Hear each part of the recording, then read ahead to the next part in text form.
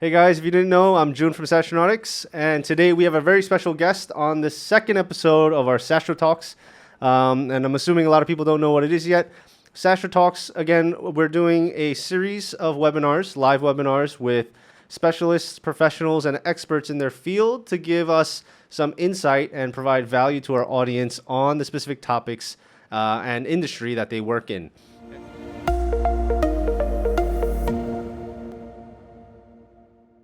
And today we have a very special guest, a good friend of mine, and also on our deals at Saastronautics.com, we have the founder of KIWI, Imran. And for those that don't know, KIWI and Imran recently secured seed investment to help develop and grow the platform, which is, I believe, the future of freelancing. So, no further ado, let's bring on Imran. Give me 1 second. There we go. Hey, Imran. Hey, how's it going, my friend? Good, good. How are you? Super, super, super. I'm so glad, so happy to be a part of this Sastro Talk, and we've like you introduced, we've scored $250,000 as a seed investment. Wouldn't have happened without Saastronautics. Ah, no, you say too much. You give us too much credit.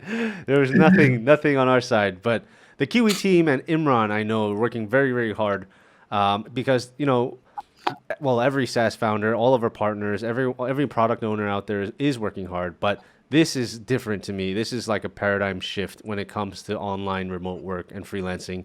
And the timing is perfect as well, considering the difficulties that everyone's facing with COVID, lockdowns, of course. Okay, but enough from me. Let's get into it. So, Imran, I know you have something special for us today, and all of you guys Absolutely. watching, you'll get to get some insight into somebody that has secured funding in case you are looking for it. So, I will get off the screen and I'll shut myself up. And Imran, please take it away. Give me 1 second. Perfect. Let's fire away. I don't know how much you guys know about me and Kiwi, but let me just kickstart our discussion with about myself, and I'll not spend too much time. I do have a presentation to share about myself. I've been in the tech startup ecosystem for the past 16 years now, and primarily been in fact, I've played roles across industries. I've built India's first gaming destination, which is thepack.com. I've contributed to media houses releasing movies. I've built I've contributed to iBbo.com, which is India's leading travel portal, followed by Nimbus. Nimbus was an instant messenger, very popular in the APAC side, and India, Pakistan, Bangladesh, Sri Lanka, all of these places very popular. Post that, for a brief while, I moved to Jakarta to work with a fintech company, helping people get loans from helping the underbanked or the unbanked ecosystem get loans. And while I was there, my family was in India and I wanted to move back. So what I did was, I quickly established a marketing agency. That's the best way to get cash flow. June is in that business, he knows. So and I had to replace salary, right? So that's how I started Kiwi. That's how I started my marketing agency, and I came down to India. This is while we were working on our marketing, while we were working with a lot of partners, doing a lot of marketing for them. Uh, what we realized, again, this was a brain fart at that time, was that a lot of our clients, right, hired us. That's one way to look at it. But the other way to look at it is that what they were doing was they were outsourcing stuff to us, right? Now, I'd like to share a presentation, and so that you understand what Kiwi is, right? And how we raised $250,000. What's been the journey, right? How much did I start this product with? How much money did I invest of my own? How did we get co-founders? How did we get freelancers? How much do freelancers trust us, right? And what are the benefits that they're getting out of that trust? And where do we stand as of now, right? So I'm going to walk you through that entire journey. I'm very quickly going to share my screen. Just give me 1 second.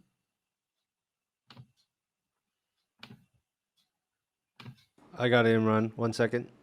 Pull it up. Sure. Give me a second.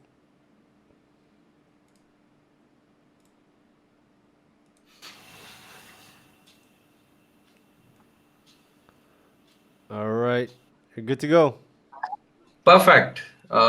June, can you just confirm if you see the first screen of KIWI, the walkthrough? Yes, correct. I see it. Perfect. So this has been our journey. All right. This has been my journey, my co-founder's journey, KIWI's journey. What happened from the 1st of January 2020 up till end of January, end of 2020. All right. And I'm going to walk you through exactly the process, what KIWI has done. How did KIWI raise $250,000, along with how did we onboard 5,000 plus freelancers, and how did we successfully complete 12,000 plus jobs on the platform. First, we are currently a team of 3. That's myself. I play the role of CEO and co-founder. On my right, you would see Mishu. Mishu plays the role of our COO, as well as he's a co-founder as well. And below us is Carl. That's not an org chart, by the way. Below us is Carl. He plays the role of CTO and primarily plays around with technology. But it didn't start this way, right? How did KIWI actually start? It's important for you to know, so that you, again, we are a very transparent company. We are a very open organization, a very flat organization. And what you are about to see today is exactly the pitch that we gave our investors, right? And in the interest of that, I am also going to say that I won't be sharing everything on this webinar, right?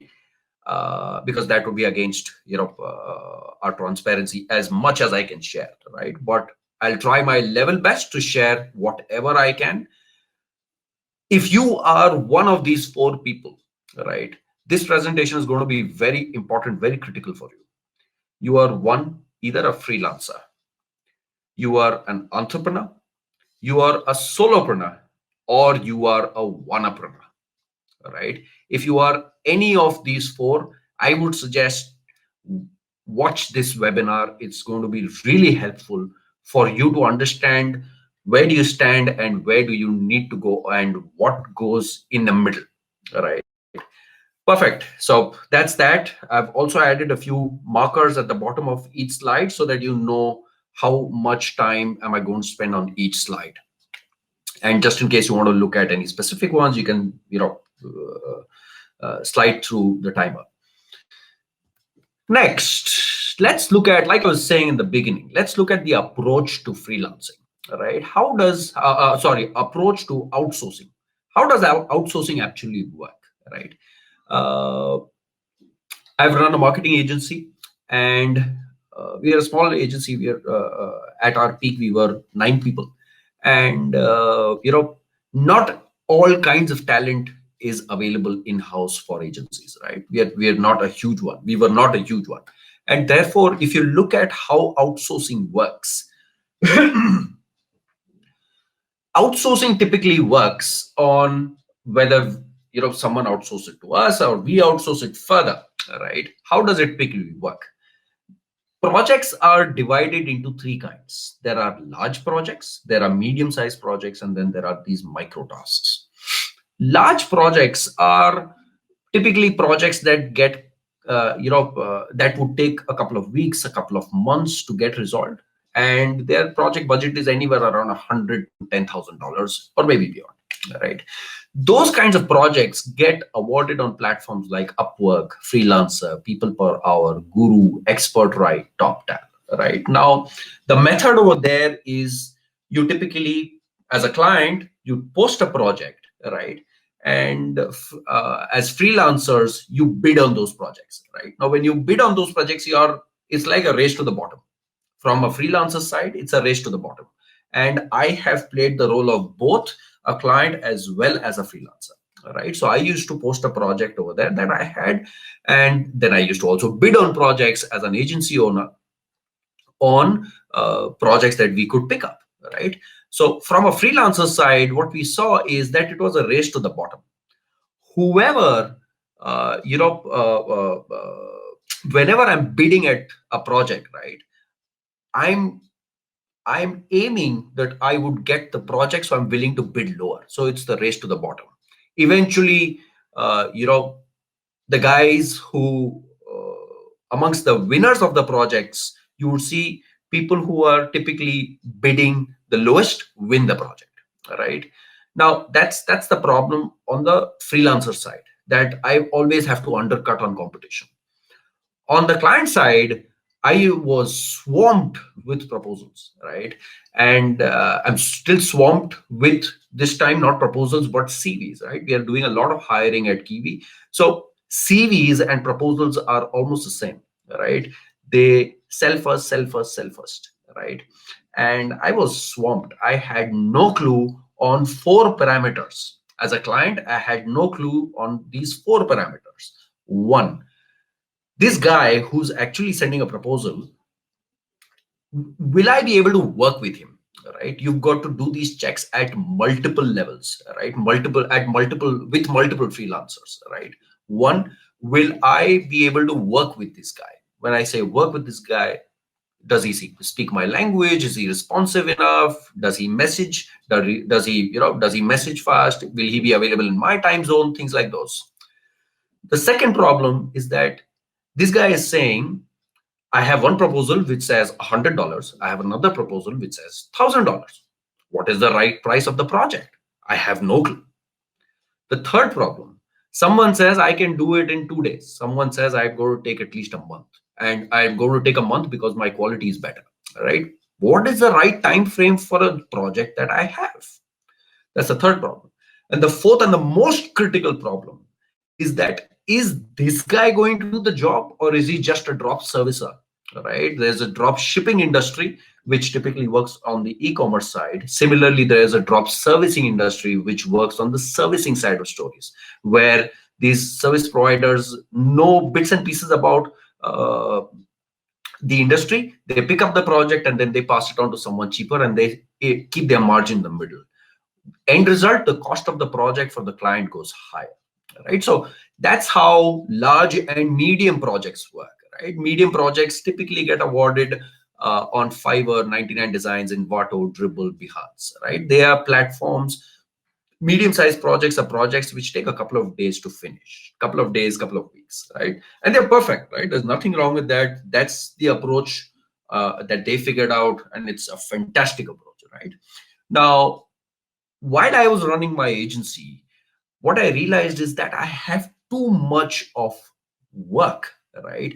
That uh, I can actually outsource to someone, right? I know how to do it, right? And even if I don't, I go to YouTube and I figure out how to do it, right?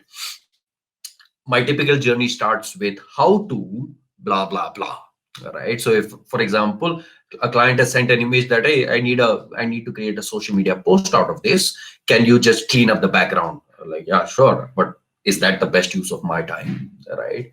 I'll take it up from him, and then I would try to pass it on to one of my team members. If they're busy, then I'd like, you know what, I'll do it. And that was not the best use of my time. What I did was, I would go to YouTube, or I would look at a blog on how to exactly do it, and do it myself, right? And what I realized was, this is pathetic work, right? I mean, not pathetic work, but this is, I don't want to do this.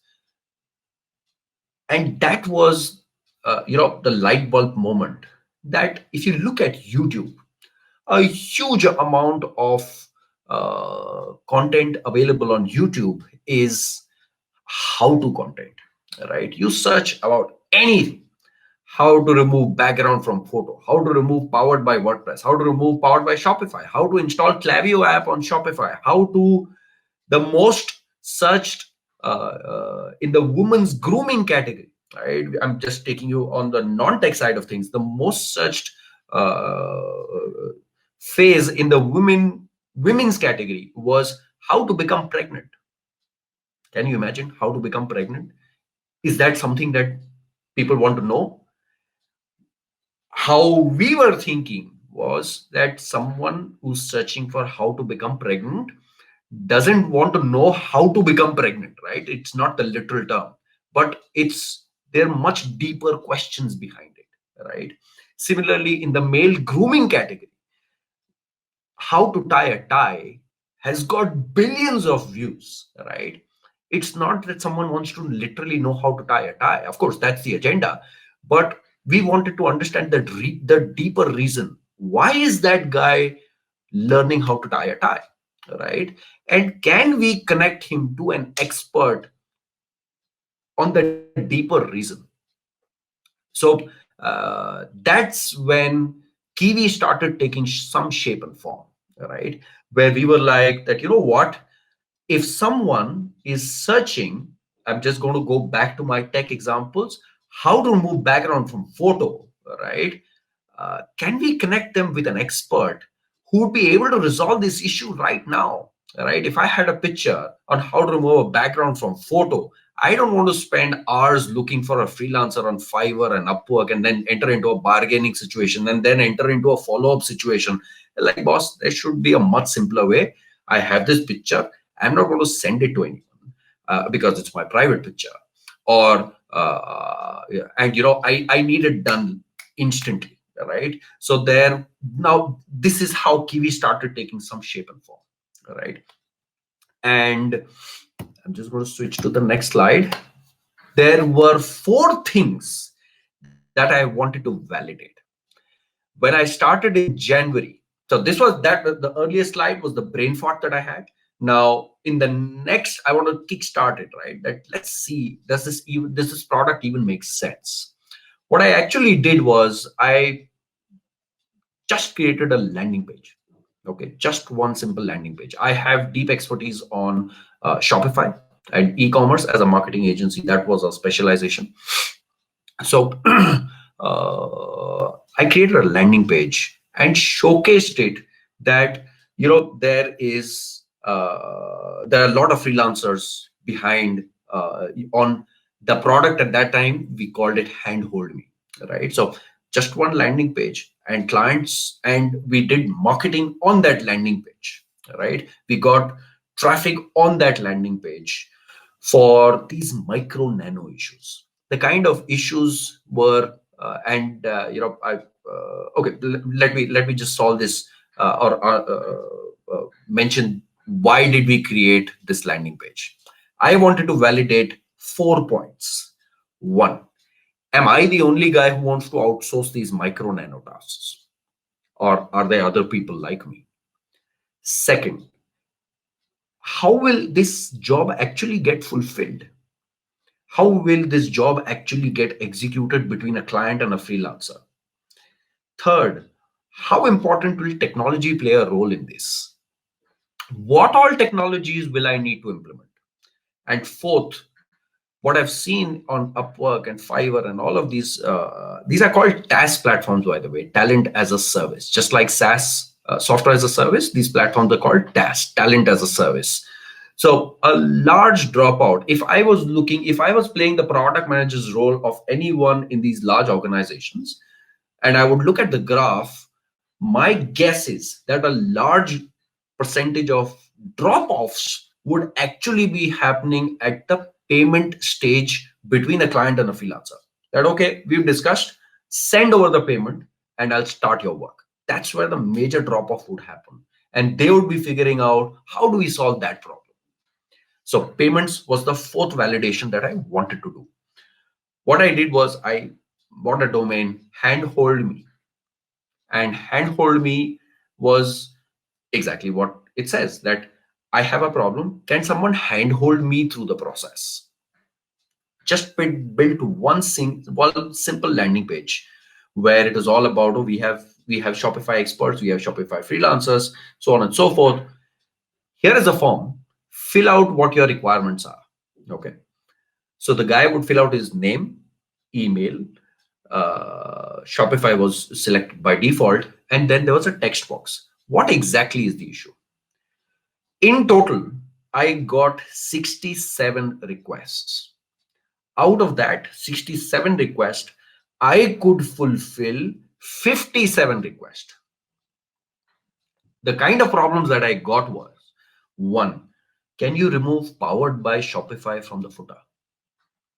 It's practically a 10-minute job for a Shopify expert like myself, right? And even if you know Shopify, it's practically just going in one of the edit code actions and removing it from there.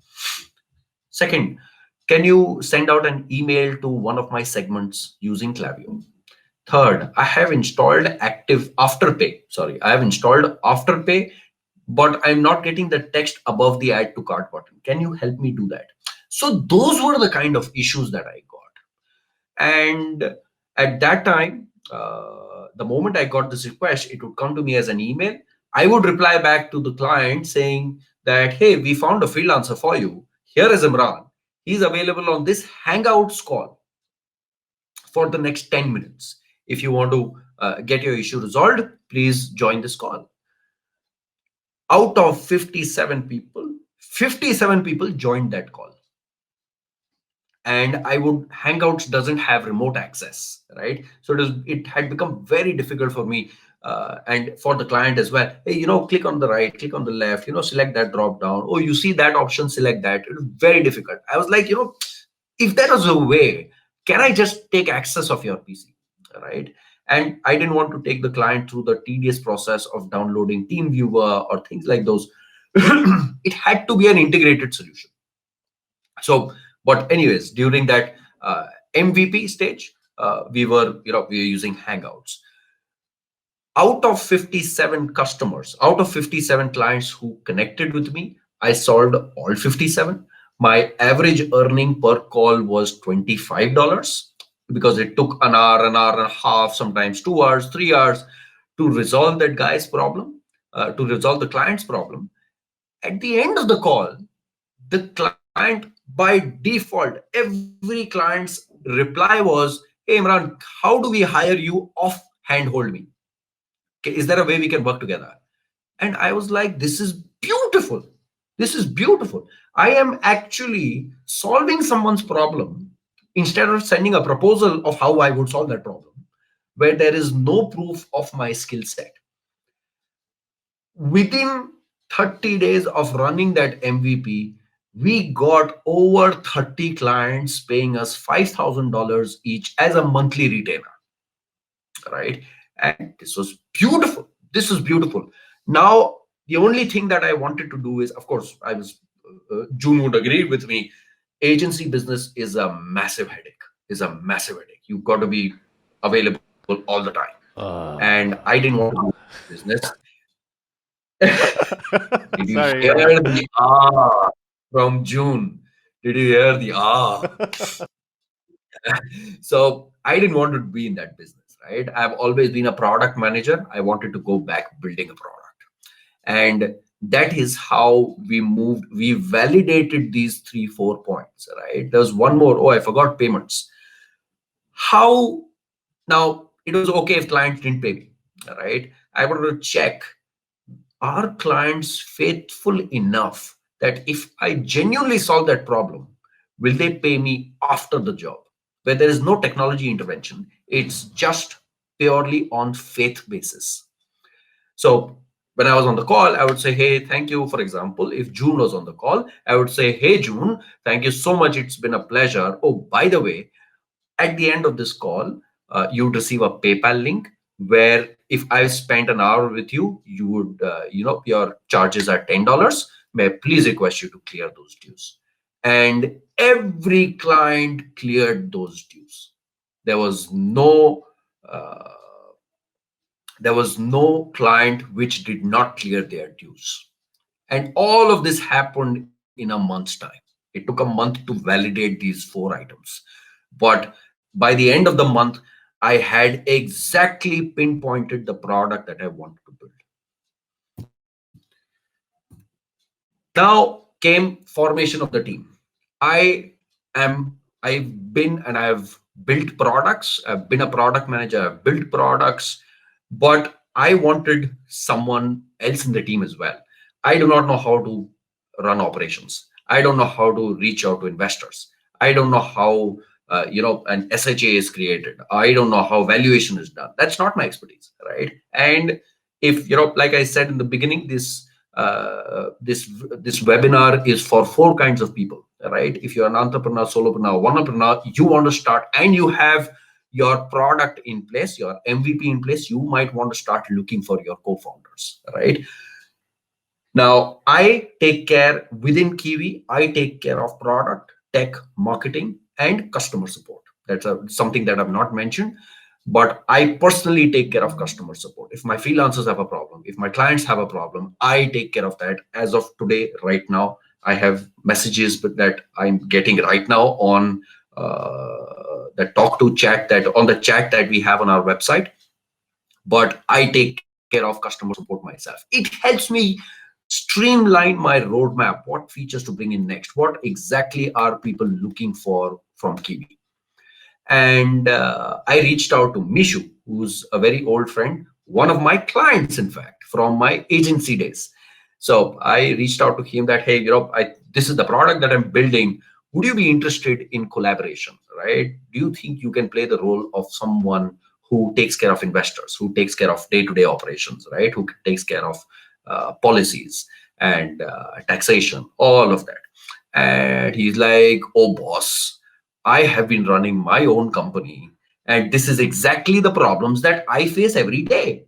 He gives an example that they had a logo in his company, and he wanted to change the a color of a logo.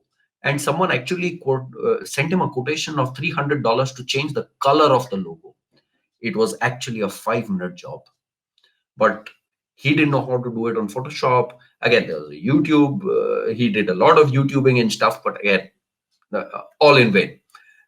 That's when Mishu and I perfectly aligned, and we outsourced the project, right? We created requirements, a very basic Chrome extension requirement, that this is how the product would work. I created wireframes, flows, blah, blah, blah. And we posted the job on, guess what? Upwork. That's right. And sorry, when we posted the job on Upwork, again, the same problem. I started getting swamped with proposals, right? Oh, that I built extensions, I can do that. Someone would ask stupid questions, someone would ask intelligent questions, things like those. And that is when I met Carl, right? Carl, one, the benefits, or why we decided to work with Carl. One, fantastic guy. He didn't give a proposal. He actually, his proposal was a solution, right? That this is how you should do it, blah blah blah. Very very simple solution. It didn't have, hey, we are the best, we are awesome, all of that. I reached out to Carl. Coincidentally, Carl happened to stay a kilometer away from my house, and I was like, you know what, I'm going to work with you. We decided to work together. Carl had a services agency, and he was the CEO over there. He was heading that company. A few months later, when our extension started forming, we started discussing Katie, that we would have to hire people on our side. So I asked to Mishu that, what, why don't we hire Carl's team? If he thinks that the product is so good, and if he believes in it, that we can build a freelancing platform, but not as a freelancing platform, but as an income generation platform. If he aligns with that vision, right, why not we absorb his entire team? We reached out to Carl, and Carl was, he was very graceful in accepting that. The entire team has joined Kiwi, and as of today, we are 11 people, where I'm taking care of product, tech, marketing. Mishu takes care of day-to-day operations, investor relationships. Carl takes care of executing all of it, and he's got an entire team of people who are running the entire tech operations, right? Building the platform grounds up. That's how the team came into existence. My favorite slide: assembling partnerships and collaborations. When I was at when we just started building our extension, I was like, the extension will be ready in a couple of days. Why not I start reaching out to opportunities for collaboration? So I reached out to some 50 odd Facebook groups. And I also reached out to this guy with this fantastic mustache. This guy looks interesting. Let me just reach out to him. June replied back, but I took a couple of days to reply back to his reply. And we got on a call. What I realized was there was fantastic alignment. One, again, I had spoken to too many people, and all of them were that, if you want to do a collaboration, this is how much we're going to charge. This is how promotions happen. But there's this guy called June. He's not discussing money. He's only discussing how valuable Kiwi is. As like, boss, there is perfect alignment of how June, June's Saastronautics and Kiwi perfectly aligned with the kind of partnerships that we want. I don't want to have discussions about, oh, how much money you've made, how much money I've made. Everything is not commercial, right? But I want to discuss that genuinely. How can we help people generate income for themselves? So June was officially our first partner. Of course, on the way, we've had other partners as well. And as of today, we have a marketing agency called Digitally Next. They are, again, I'm not paid for saying this, but they are, again, like I said, we are a very transparent company. So they are the guys who are actually going to market our product to a wider audience, right? So I like to look at myself taking care of strategy versus they are the actual hands who would be executing that strategy. So that's how we assembled partnerships and collaborations. Next was investor outreach. Again, from the four kinds of audiences looking at this, if you are either an entrepreneur, solopreneur, or onepreneur, this is the approach that we took, right? When we reached out to investors, we didn't have a product which was out in the market. We are in closed beta. We didn't have a product. We didn't have revenue. We just had a couple of things, a couple of ingredients in place. One, we had mad passion. We had crazy amount of passion for what we were doing, right? Two, we had enough use cases, enough answers to questions. What Mishu and I often did in a closed room, we often used to rent out an office, a meeting room, to bombard each others with questions, right?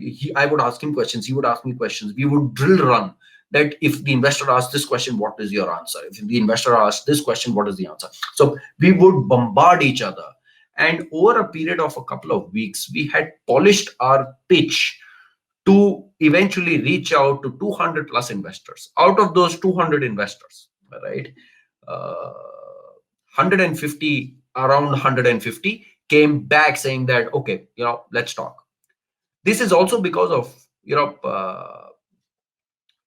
COVID and the entire gig economy spike, right, helped aligned stars for us, right? So that's why you see such a high investor outreach to reply to let's talk kind of a ratio.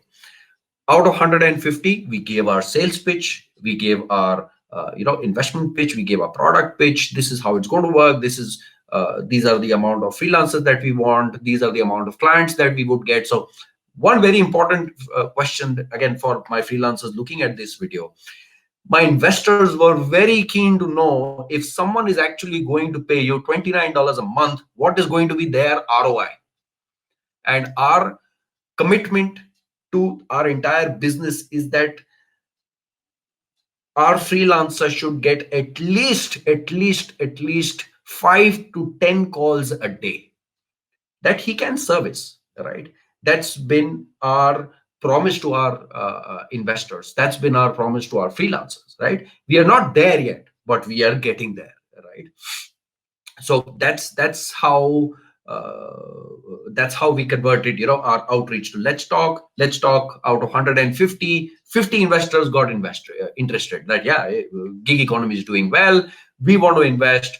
What is your terms, what is your equity, what is your how much are you raising, blah blah blah. We built an entire business plan. We built an entire 3-year business plan, crisp and clear, so that anyone who needs any, that in 2022 of March, how many freelancers would you have? How many clients would they be getting? How much money would each freelancer make? All of those metrics would be in place, all right? And of course, out of those 50, 7 were interested, and we finally closed a round of $250,000. We've got fantastic investors. Again, there are two kinds of investors. Rather, there is two kinds of monies, right? One is intelligent money, one is dumb money, right? Thankfully, we do not have this part of the lot. Our investors are completely aligned to our vision that there needs to be income generation based on skill rather than sales. We've got a huge list of products and features that we plan to build, which up till now, no freelancing platform has offered. Just to give you a quick glimpse about the features that are coming in the next 3 years, we are building KIWI Call.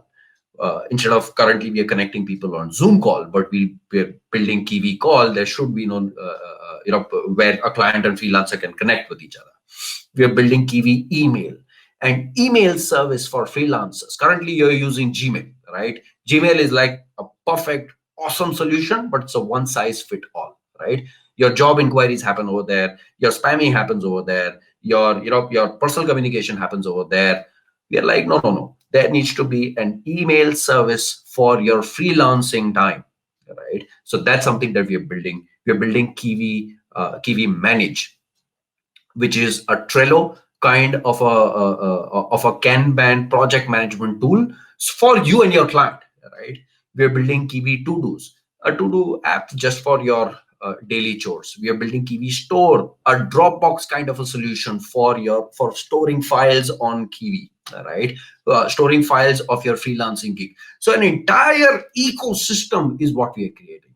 So you won't hear, honestly, you won't hear much from us, but whenever you hear, it's going to be a huge thing in your entire freelancing career, all right?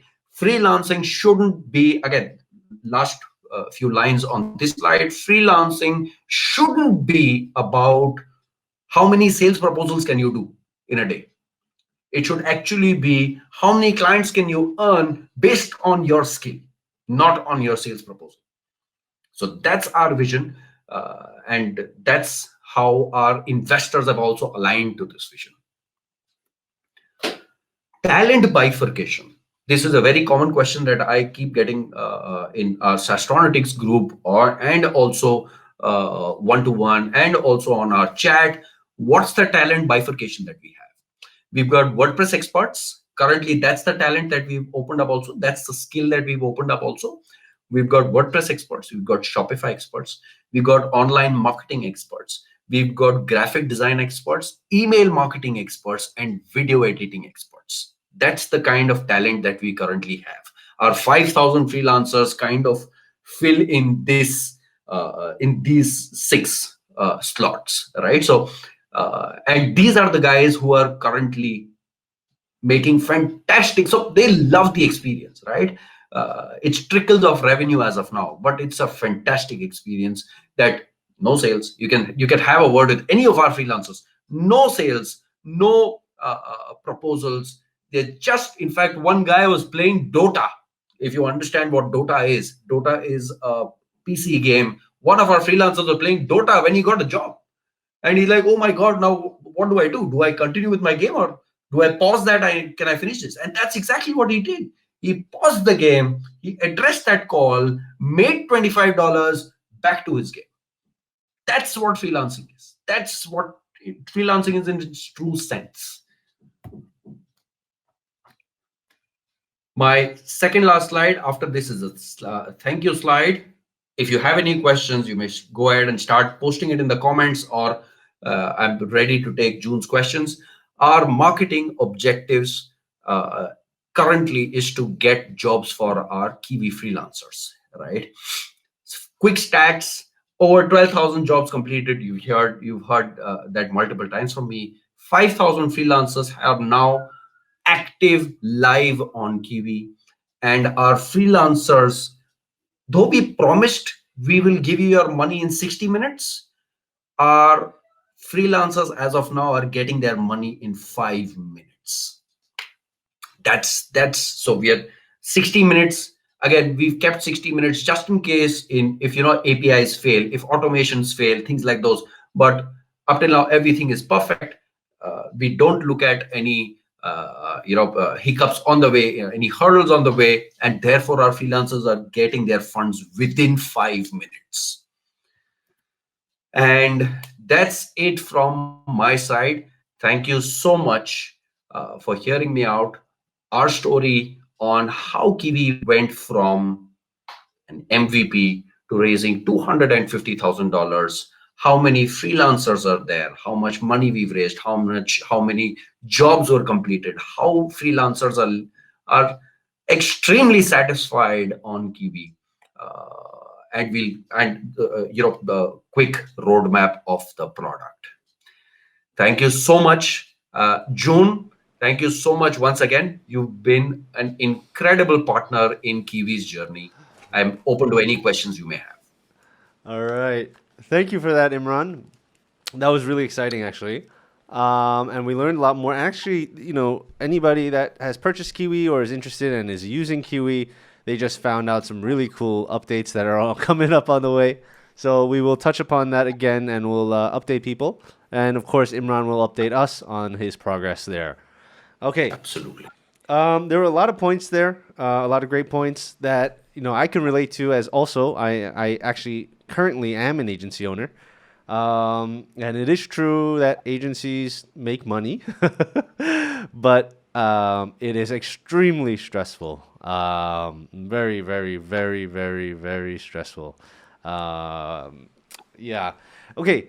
So actually, there's another gentleman here. Let me just pull it up on my mobile as well.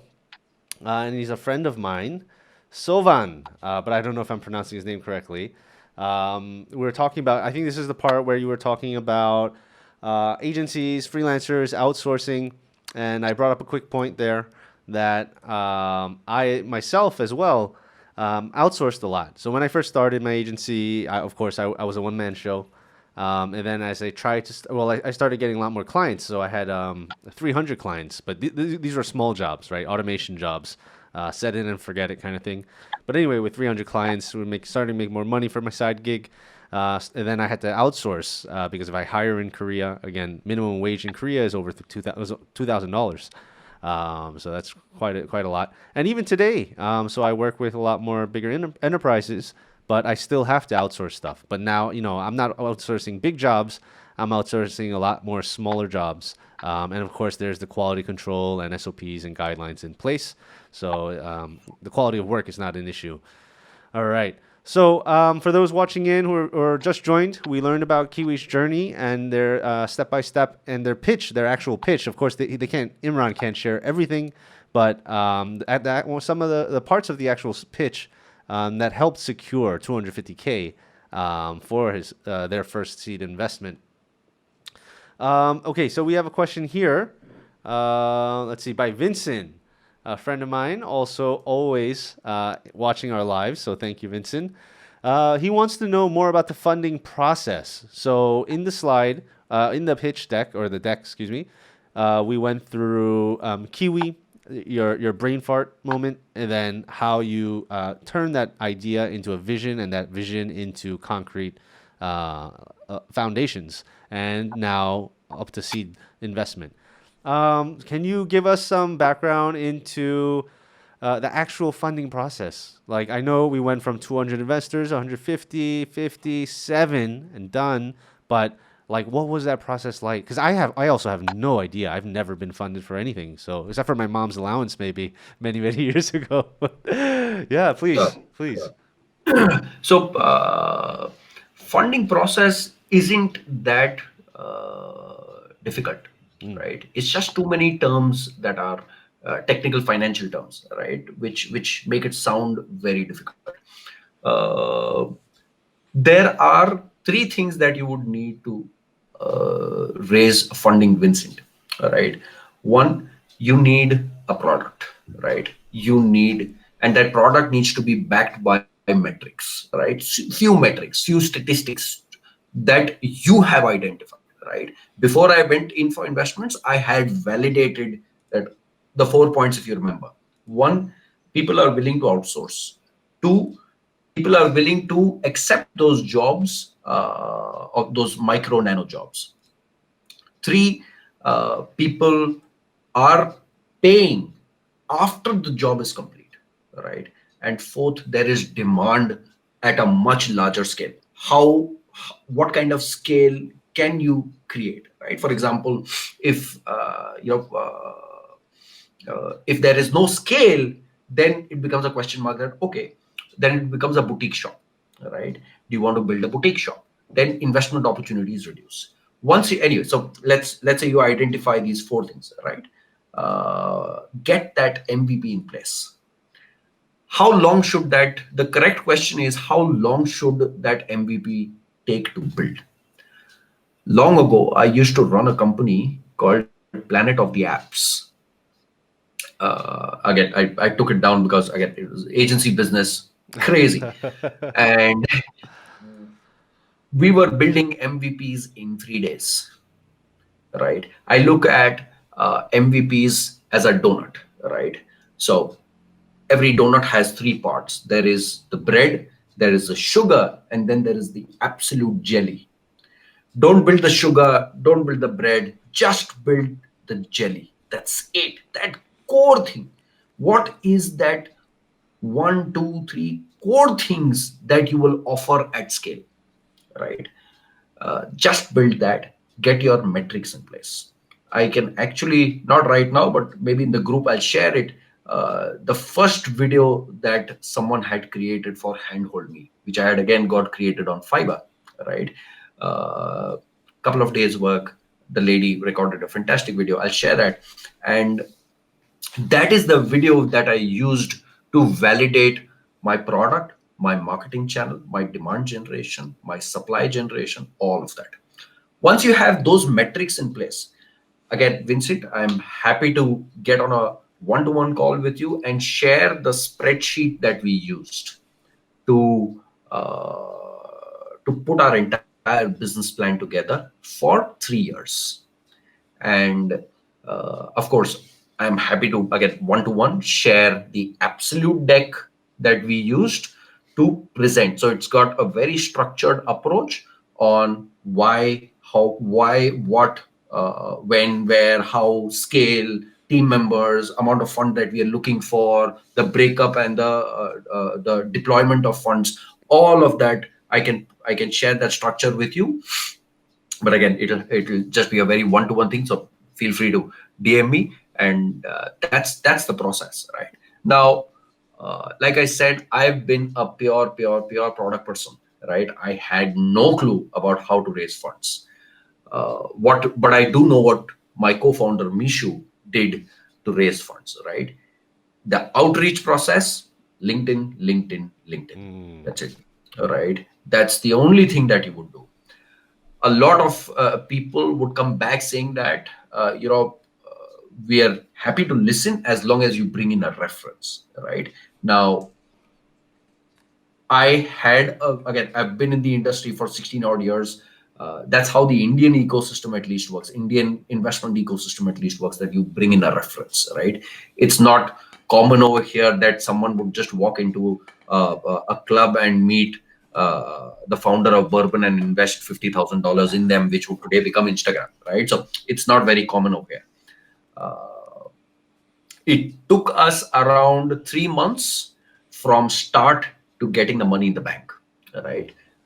In those 3 months, investors tracked us very carefully, right? What are we doing on a day-to-day basis? What are we doing on a weekly basis? What is the agenda of that week? All of those were covered, hey, so it would not be like, oh, share with me what you're doing, right? It would be like, So, how are things? What have you guys been up to? Right? It's an open-ended question. And as entrepreneurs who want to build a product, who are passionate about this entire gig economy, we would practically puke all over the place. Right? This is all that stuff that we are doing.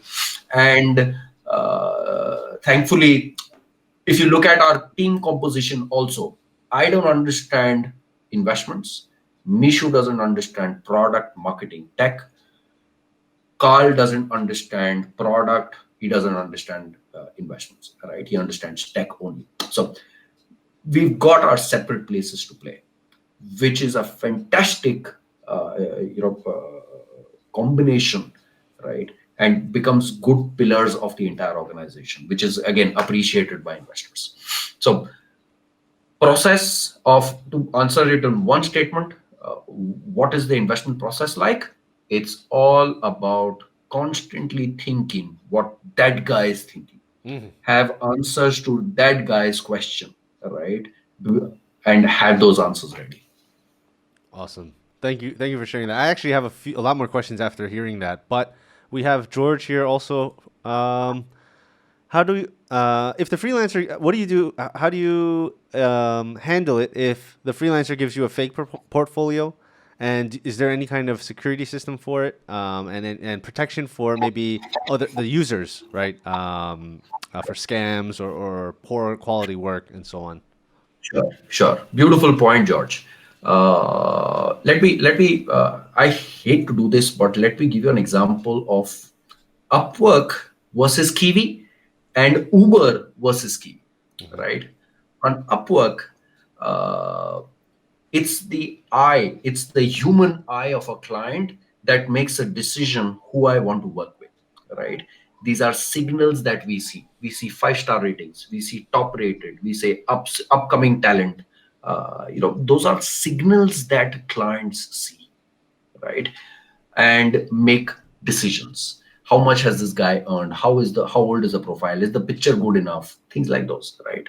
Now our thought process is that no, human eyes can make mistakes, right? We And that ownership should not be there with the client, right? If it's a platform, then the platform should take responsibility. Therefore, what we've done is we take these signals, right? Let's say I'm your freelancer, I solve your problem. Now, if you rate me a 5-star on Kiwi, that doesn't go as a signal to our clients, our future clients. That goes to a signal to our backend that, oh, this guy is, for example, is an expert on Photoshop, on removing backgrounds from hair. Hmm. All right, that becomes a signal. So next time when we get a client for the same job, we know who do we have to connect to. Okay. On the other end, if I was a fake profile, I connected with you, right? At the end of the call, you would say, my problem wasn't solved. Now that's again a signal to our algorithm, and the number of jobs that you get keep on reducing till the time your billing goes free. You will then, if you want, continue your journey on Kiwi, but you would not be able to earn until and unless your rating comes back to a certain number on Kiwi, which is an acceptable number, right? Acceptable rating. So that's how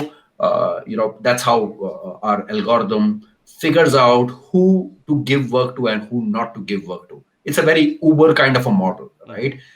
Uber does too many checks, right?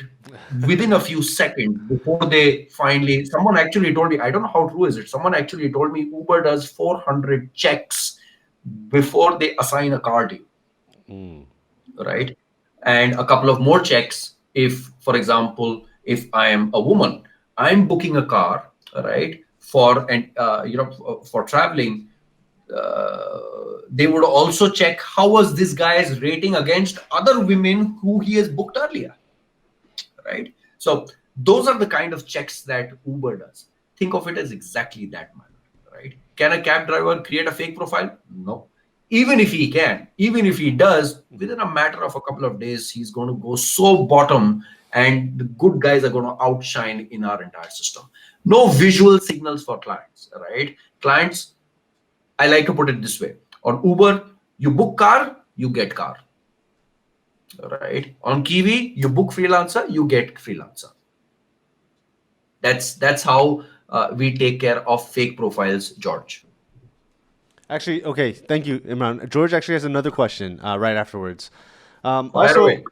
Or let me just throw it on the screen for everyone. Also, in some freelance platforms, we have some issues on the project owner. They post a job, but it turns out it's just a strategy to get some members for their classes or courses or other things. So how do you solve that problem? So I think this is referring to some fraudulent job postings or maybe Sorry, searches. sorry. I didn't understand. Sorry, I didn't understand. Can you Okay. repeat that, please? And George, chime in or leave another comment if I'm explaining it wrong. Also, on some other freelance platforms or freelancer platforms, we have some issues with the project owners or the project requests, the people that are requesting the work. They post a job, and for example, on Upwork, they'll post a job, or Fiverr post a job, but turns out it's just a strategy to get some for lead generation, and not Lead for the generation. work. Yeah, not for the actual work. They just put out a $5 gig and try to get as many requests as they can. How does Kiwi solve that problem? Beautiful question. Beautiful question, George. You're just nailing it today. We are a SaaS product, right? The heartbeat of SaaS is, again, I'm laying down multiple things that today. I don't know, George, if you're running your own SaaS product or what, but I'm just going to lay it down how SaaS products look at revenue, right? SaaS products look at revenue from an LTV basis. How much recurring revenue can you keep collecting from a user, right? For example, I use ActiveCampaign, right, and as one of our CRMs. And if ActiveCampaign doesn't do a good job, right, I'll move out to another CRM. Similarly, if Kiwi doesn't do a good job in getting you the right clients, you won't pay again, right? You won't continue with your subscription. Therefore, that onus that freelancers need to get good clients is actually on us, Mm. right? It shouldn't be your job to get good clients. That should be the platform's job, right? And uh, the beauty about Kiwi is that you are actually getting paid for your time on the call, for your time solving on the call, right? When a client and a freelancer get connected, the first 3 minutes are paid. Sorry, the first 3 minutes are free. Okay, which means that in the first 3 minutes, the client explains that, hey, I have this picture and I need to remove background from this picture. Can you help me do that? And the freelancer says that, oh yeah, this is the approach that I would take. Or he says, no, I can't do this, right? Sorry, this is not something that I do, right? And either the call continues and converts from a free call to a paid call 3 minutes later, or or within 3 minutes that gets disconnected. So there is no mismatch that's happening. And if a few minutes later, 3 minutes later, the call gets converted to a paid call, you're solving that guy's problem. He, at the end of the day, that's what matters. The moment the call ends, the client is charged, the money is sent, comes to Kiwi, and Kiwi sends the money to you. Okay, thank you. Yeah, so I have a lot of questions. What time is it? We're on the 1 hour mark. Of course, there's no real time limit here, but Sure. I do actually have a client call at my agency, but I put someone else on there. So yeah, okay. So I have questions about funding. I wrote some down here while you were doing the presentation. One, what will okay? So before you got funding, my question would be because we talk with a lot of founders, of course, and some of them have partnered with us, like you, Imran, and then some of them have gone elsewhere, or they're not doing any sort of heavily discounted annual deals or whatnot. Yep. So we saw that a lot of the founders we speak to, actually, I think it's around 50-50 just on my experience, that 50% are like, yeah, I want to do this. I want to score investment or I want to make the exit, right? The big exit. And then the other half are like, no, I'm in this for life and Mhm. I never want to give funding. So my first question to you would be, what are the pros and cons of funding? Because when we hear it as basic consumers or users, when we hear somebody gets $250,000, $500,000, this kind of money, I've never seen before myself, and so I just think it's like, oh wow, that's really great. I would love that, but I've noticed that a lot of people are sometimes hesitant about that. So, do you have some pros and cons that you personally had, or that that other people might have, maybe your co-founders, concerns about funding? Sure, sure, sure. I think so. It completely depends on how deep your own pockets are, Mm, right? And how much, how much can you stand uh, during hailstorm, mm, right? Uh, I personally, again, being very honest, transparent, I personally didn't have the capacity to build a platform like Kiwi, mm, right? And but did I want to give up? No. And the only pros and cons that I think actually are that, again, this is not my first startup. I've done multiple startups in the past, right? And I've always fallen short. And that statement comes true for me, a dollar short, a day late, right? For those are earlier companies. I wanted to do so much more, right? I don't know. Have you seen the app called Share It by sure. Lenovo? Yes. Yes. I think I have. Yes. Share It and my earlier startup, which is called Catch It, actually Mm, started at the same time, right? I was awarded as India's most innovative app back in 2014, mm, right? And there was some hailstorm, and I again didn't have the funds to sail through, right? mm, And I had to shut down Catch It. Otherwise, Samsung wanted to white label Catch It for all their Galaxy devices, nice. right? Samsung was also coming up with their own operating system. I'm forgetting the name, but they were willing to fund that development, right? But again, I just didn't have the wherewithal to execute it. So if you have, again, I'm putting it in a very entrepreneurial business mindset, not a very philosophical mindset, right? I look at everything from a very monetary perspective. So if you have the money and if you can sail through for 2 years, don't race, right? Mm, If you don't have the money and you can sail, and if one hailstorm could destroy your mm, entire dream, right? Go ahead, build a team, raise funds, at least have money for 18 months. That's important, mhm. right? So that just in case the things go wrong, decisions go wrong, experiments fail, hires go wrong, you have some elbow space. You have some elbow space. That's the only pro and con. Okay, thank you. And leads me to another question. So, you have co-founders, you have your vision, and I'm sure the vision aligns. Now you have funding, Absolutely. and before you got the funding or secured the funding, you had thoughts and plans in your mind how you would utilize that funding for your product. After you secured funding, now you have a little bit more concrete plans on what you want to do for your product. And then you have investors now, a whole new game now. Does their vision align, and do the plans align on how you're going to now invest that money into the product or into Kiwi? And is it going to be only marketing or development and so on? Beautiful question. Again, this is a business plan question. We've laid down a 3-year plan, right? Investors have not funded the entire 3-year plan, right? They funded part of it. Yeah. Now, the vision, absolutely.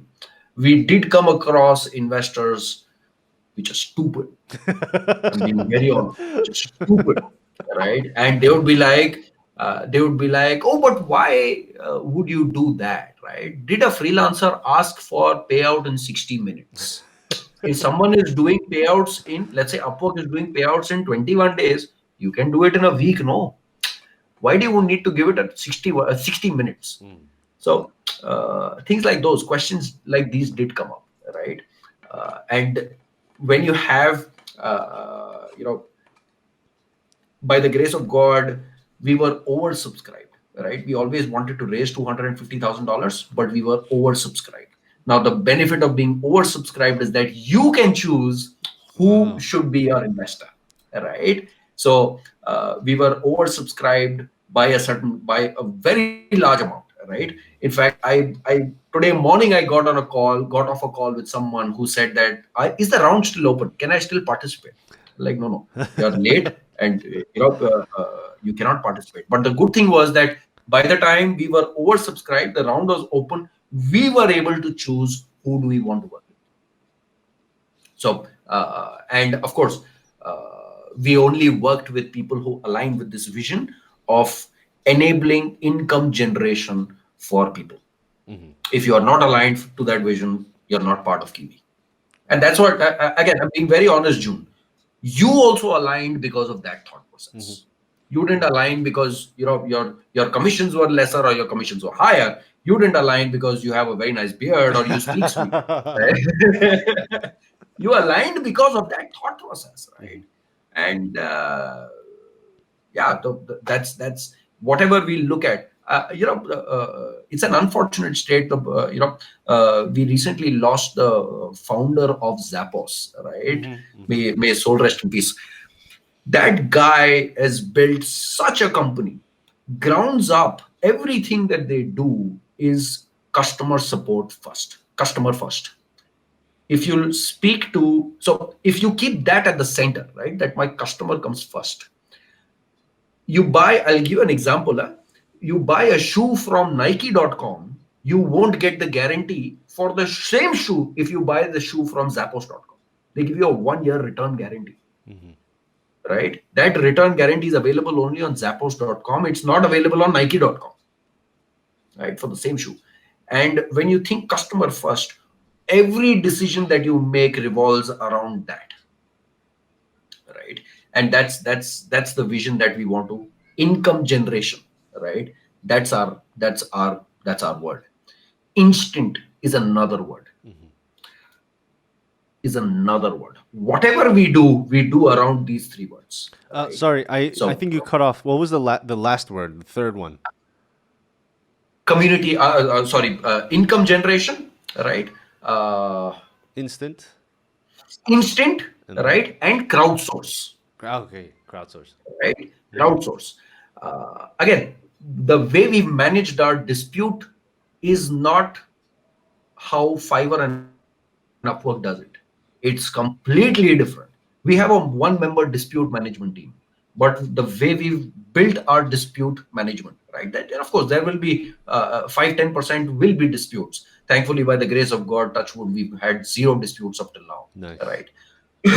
But there will be disputes. As we continue to get scale, there will be disputes. And the way we've managed those disputes, again, it's instant, it's crowdsourced, and it'll go in favor of the one who's genuinely right and not beneficial to the platform. Right? If you look at other task platforms, most of the time they would speak in the favor of the client, right? Because demand is always lesser than supply, right? Versus ours is completely neutral. We are not responsible. It's crowdsourced dispute management, right? So that's how our dispute management will also work. So therefore, it was important to get investors who align to this thought process, right? And thankfully, we managed to score that. Nice. Thank you for sharing that. And I think we don't have any more questions, but I do have one last question to bring up, especially during times like this with COVID. You mentioned when you first you look out for investors.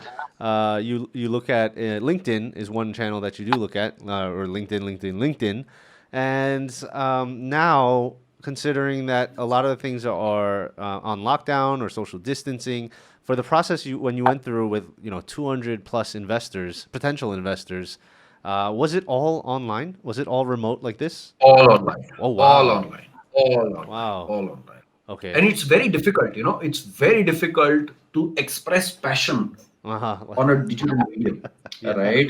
It's very difficult. Uh-huh. I don't know if you've noticed, but I find it very difficult, when you're not looking at me, right? I Yeah, find yeah. it very difficult. Now it's fine, right? I find it very difficult.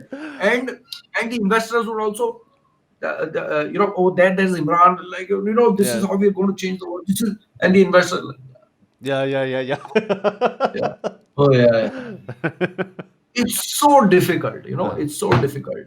And but of course we've it yeah. So to answer your question, yes, it was all Zoom, oh, that's so all Zoom. interesting. Yeah, things have really, really changed. Um, Absolutely, and absolutely, speaking of change, we're excited to see Kiwi make those waves in the future, in the near future, and starting today, of course. absolutely, absolutely, absolutely. All right. And Yeah.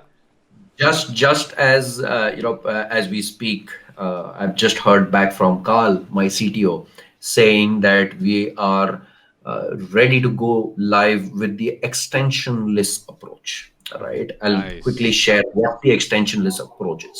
Hmm. As of today, clients also need to download the extension to hire a freelancer on Kiwi, right? But starting Monday, we've just finished development. We're going to enter our QA cycle. Starting Monday, clients will no longer need to download the extension, right? Which means that much more jobs will continue to come. So we are expecting like a 3x jump in the daily jobs that get created today. Hmm. Nice. No, no, So that that's what's happening. awesome news. That's exciting because yeah, I mean, especially from the user side of things, I do use extensions, but I don't like to put in too many. And I know extension list for the user is definitely gonna help with the drop. Absolutely, Yeah. absolutely, absolutely, absolutely. All right. So I think that's it for the questions. Doing a double check. Yep, that's it for the questions. But we heard some exciting news during your presentation that we didn't even know about. I didn't know about all of them yet. So Right. stay tuned for the Kiwi ecosystem. Let's see when we can update it, and I'm sorry, when we can update people, and yeah. Absolutely. All right. Imran, it's always a Perfect. pleasure. And I think I have to learn a little bit from you. So let's do a private call. Teach me how to speak. Because your words have an impact and it captures people's attention. At least it captures mine. So I need to learn from you. I wonder when my wife would say that. Yeah. All right, Imran. Yeah, It was a yeah. pleasure. Thank you for taking the Done. time. I know Thank you you so guys are much. so busy. Thank you so So, much. all right. I appreciate it. Awesome. Bye, guys. Awesome. See you on the next Session Talks coming this Sure. Friday. Bye bye.